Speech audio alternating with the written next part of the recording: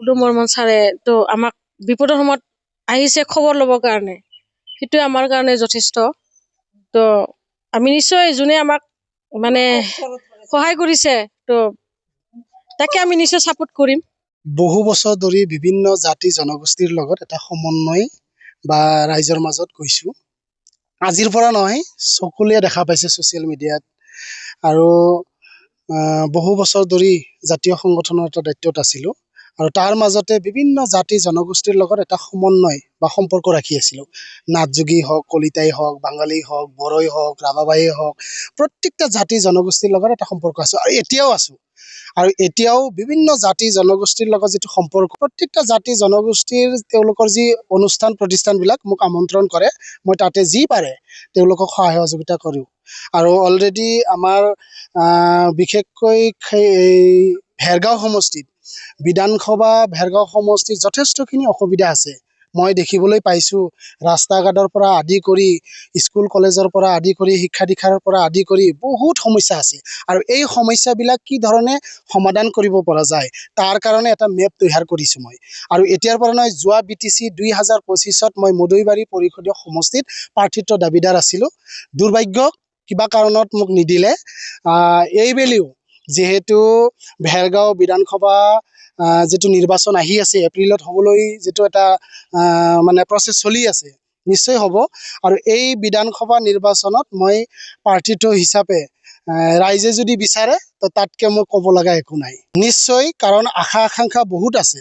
কাৰণ আমাৰ ল'ৰা ছোৱালীসকলে আজি যাৰ কাৰণে যিসকল শিক্ষিত নিবনুৱা ল'ৰা ছোৱালীসকলে হাই ছেকেণ্ডেৰী বা মেট্ৰিক পাছ কৰি তেওঁলোকে ডিগ্ৰীধাৰী থাকিও যাৰ কাৰণে বেংগালুৰু, মুম্বাই, হাৰিয়ানা যাব লগা হৈছে। আৰু ইয়াৰ কাৰণে আমি যোৱা যিটো আমাৰ কৰোণা মহামাৰীৰ এটা সময় গ'ল, সেই সময়ত আজি যাৰ কাৰণে দুখীয়া ঘৰৰ সন্তানে মানে বেংগালুৰু, মুম্বাই মানে কৰোণা ভাইৰাছৰ সময়ত আত্মহত্যা বলিদান দিব লগা হৈছে। তাৰ কিছুমান আমি মানে এক্সাম্পল দেখিবলৈ পাইছোঁ মোৰ গাঁৱতে। যেনে ল'ৰাজন আজি 4-5 বছৰ ধৰি বাহিৰত থাকে। মাকে যেতিয়া বেমাৰত মানে ফোন কৰে যে বাবা তোমাৰ দেউতাৰ বেমাৰ হৈছে, তুমি ইমাৰ্জেঞ্চি পইচা পঠাব লাগে, মানে দেউতাক ইমাৰ্জেঞ্চি মেডিকেলত ভৰ্তি কৰিব লাগে। তেতিয়া এই ল'ৰাজনে কয় কি যে নাই মাই, মইতো দিব নোৱাৰিম, কাৰণ মোৰ মানে ঘৰ ভাড়া দিওঁতে গেছৰ ইমান আছে যা যোগাৰবিলাক, এইবিলাক কিনোতে তাৰ পইচা তাতেই থাকি যায়। সেইকাৰণে মই ভাবিছোঁ যে মই এটা মেপ তৈয়াৰ কৰিছোঁ যে আমাৰ উঠি অহা প্ৰজন্মসকলে, যিসকলে শিক্ষিত নিবনুৱা ল'ৰা ছোৱালীসকলে আছে, তেওঁলোকে যাতে আমাৰ ভেৰগাঁও পৰিষদীয় সমষ্টিত নিজৰ জেগাত থাকি যাতে কৰ্মসংস্থাপনটো পায়। কাৰণ এই অঞ্চলত যথেষ্টখিনি কাম কৰিব লগা আছে।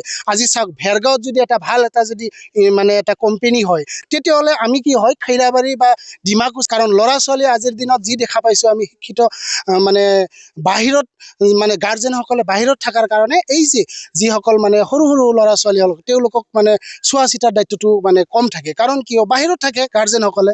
সেইকাৰণে যাৰ কাৰণে উঠি অহা প্ৰজন্ম যিসকলে ল'ৰা ছোৱালীসকলক ঠিক মতে যে স্কুলত আৰু কলেজত পঠাব লাগে, সমাজখন ভাল কৰিব লাগে, সমাজখন উন্নত কৰিব লাগে আৰু যথেষ্টখিনি কাম কৰিব লগা আছে। এইটোৰ মোৰ এটা পৰিকল্পনা আছে, মেপ আছে, আৰু এই মেপ মতে নিশ্চয় কাম কৰি যাম। কাৰণ বিধানসভা যিহেতু আমাৰ ভেৰগাঁও বিধানসভা সমষ্টিত প্ৰত্যেকটা জাতি জনগোষ্ঠী বসবাস কৰে। এই জনগোষ্ঠীসকলক প্ৰত্যেকৰে অভাৱ অভিযোগবিলাক আছে। বেংগলী ভাইসকলক যিটো ডি ভোটাৰৰ সমস্যা, আজি বহুত জনগোষ্ঠীবিলাকৰ আজি ST চাৰ্টিফিকেটৰ সমস্যা আছে, কাষ্ট চাৰ্টিফিকেটৰ সমস্যা।